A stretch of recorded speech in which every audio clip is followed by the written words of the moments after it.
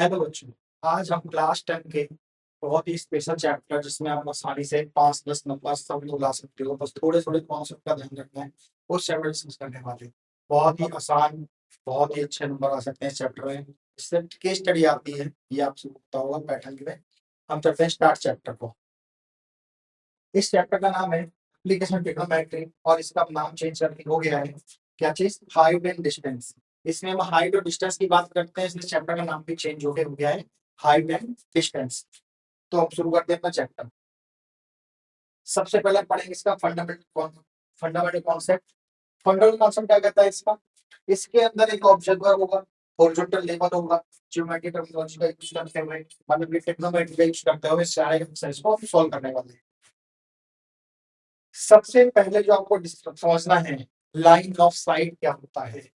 क्या समझना है आपको, लाइन ऑफ साइट क्या होता है।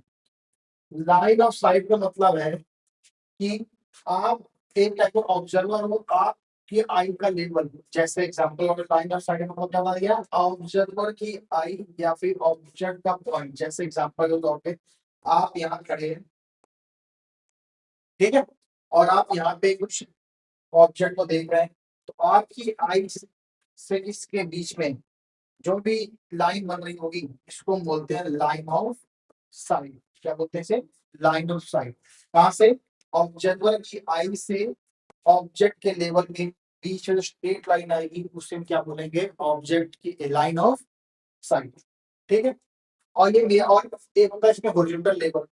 हम ये देखते हैं कि हम बिल्कुल स्ट्रेट सीधे खड़े हो, ठीक है। अगर कोई ऑब्जेक्ट ऊपर की तरफ देखना है कि गर्दन को ऊपर करना पड़ रहा है उसे, हम ये कहते हैं इसमें हॉरिजॉन्टल लेवल। मतलब हमारे बिल्कुल पैरेलल लेवल था हॉरिजॉन्टल लेवल, वहां से में कितना ऊपर देखना पड़ रहा है ये हमारे यहाँ पे हम देखेंगे आगे, ठीक है। इसे बोलते हैं एंगल ऑफ एलिवेशन। क्या बोलते हैं इसे, एंगल ऑफ एलिवेशन। अगर आपको अपनी आई का लेवल से अपनी गर्दन को थोड़ी सी ऊंची करनी पड़ रही है तो इसको बोलते हैं, क्या बोलते हैं हम इसे, एंगल ऑफ एलिवेशन। अब इसी में अगर आगे देखें, जैसे हम पढ़ने वाले हैं क्या चीज, एंगल ऑफ एलिवेशन क्या होता है। एंगल ऑफ एलिवेशन का मतलब क्या है, ये ऑब्जर्वर है यहाँ पे खड़ा हुआ है, ये ऑब्जर्वर है यहाँ पे, ये उसका हो गया हॉरिजॉन्टल लेवल। अगर यहाँ से किसी ऑब्जेक्ट के टॉप ऑफ द मीनार को देख रहे हैं तो उसके बीच में ऑब्जर्वर की आई से लेके टॉप द मीनार के बीच में स्ट्रेट लाइन होगी, उसे क्या बोलेंगे, लाइन ऑफ स्लाइड। जैसा कि हमने थोड़ी देर पहले पढ़ लिया, इसे क्या बोलेंगे, लाइन ऑफ स्लाइड। देन ये होता है हॉरिजॉन्टल लेवल, ये हमने पहले पढ़ा। और इनके बीच में जो एंगल बन रहा होगा उसे हम बोलेंगे एंगल ऑफ एलिवेशन। इसके अंदर हम लुकिंग फॉरवर्ड, ऊपर की तरफ देखते हैं। क्या देखते हैं हम उसे, ऊपर की तरफ देखते हैं, ठीक है। When an observer look at an object situated above the horizontal level, मतलब कोई अपने horizontal level से ऊपर की चीजें, जो भी चीज देख रहा होगा उसे हम क्या बोलते हैं, angle of elevation. The angle of form between the line of sight and horizontal is called angle of elevation। आपको समझा दिया, ठीक है। मतलब कि ये आप देख चुके हैं फिलहाल। अब हम एक बताएंगे आपको, क्या देखेंगे एंगल ऑफ डिफरेंशिएशन क्या होता है। ये डिफरेंशिएशन को डिफरेंशिएशन नहीं, जो लोगों होता है, ये एंगल के बारे में बोला क्या गया है। इसके अंदर हम वो चीजें देखेंगे, ऑब्जर्व वो चीजें देखेंगे जो उसके हॉरिजॉन्टल लेवल से कहाँ होगा, नीचे की तरफ होगा। हम कहाँ देखेंगे, लुकिंग डाउनवर्ड। तो इसमें आप याद देखना, देखो एक पर्सन है, ये टारगेट है, ऑब्जर्वर यहाँ है, एक पक्षी बैठा हुआ है छोटा सा, ठीक है, ये ऑब्जर्वर है, ये उसका हॉरिजॉन्टल लेवल हो गया, हॉरिजॉन्टल लाइन हो गई।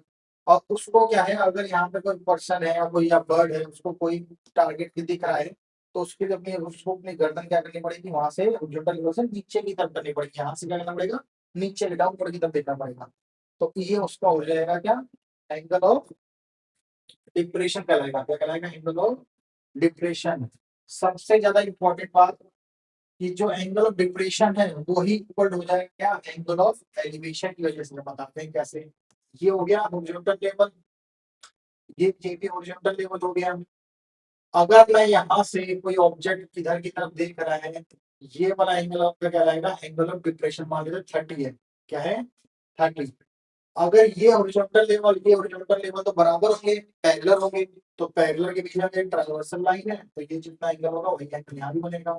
इट मीन जितना डिप्रेशन एंगल होगा वही एंगल ऑफ एलिवेशन भी कराएगा। जैसे आपको बस याद रखना, ठीक है। फिगर ब्रैकेट्स में अच्छे से यूज करना है और देन इसको सॉल्व करते समय ध्यान देना। बहुत बच्चे सोचते हैं जैसे कि हमें बहुत सारे वैल्यूज याद करने, तो कुछ ज्यादा वैल्यू याद नहीं करनी पड़ेगी। केवल तीन में आप ध्यान नहीं दें। कौन कौन सी?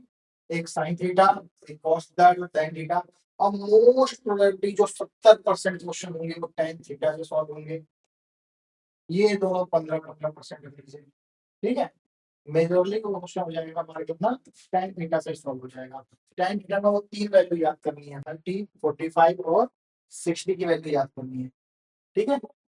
इन तीनों की आपको याद करेंगे तो आपका आंसर आ जाएगा। आपने पहले वाले वीडियोस में देखा होगा या आपने ट्रिग्नोमेट्री चैप्टर में पढ़ चुके हो कि कैसे क्या करना होता है, वैल्यू कैसे निकालनी होती है। बहुत आसान है, आप कर सकते हैं सब। कोई भी प्रॉब्लम आए, कोई भी क्वेश्चन आता है, उसको सॉल्व करने का तरीका क्या होगा? बहुत ही आसान तरीका है। जैसे सबसे पहले आपको अच्छे से उस चैप्टर को रीड करना है और उसका एक डायग्राम बनाना है। अगर आपने डायग्राम ही गलत बनाया तो आप जितनी मर्जी मेहनत कर ले, वो आपका क्वेश्चन सही बनने वाला नहीं है। तो इस वजह से आपको क्या करना पड़ेगा, सबसे पहले क्लियर स्केच डायग्राम बनाना पड़ेगा। देन उसके अंदर आपको लेवल पैरामीटर करने पड़ेंगे, जो डिस्टेंस दिया गया है, जो एंगल ऑफ एलिवेशन दिया गया है, जो एंगल डिप्रेशन दिया है, उन सबको आपको लिखना पड़ेगा अच्छे से।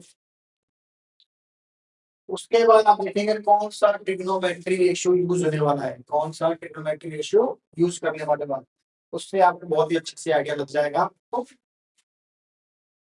बाद में आपका आराम से क्वेश्चन सारा सॉल्व हो जाएगा। बस हमको देखना पड़ेगा कहाँ पे क्या रेशनलाइजेशन करना है या कुछ करना है, ठीक है।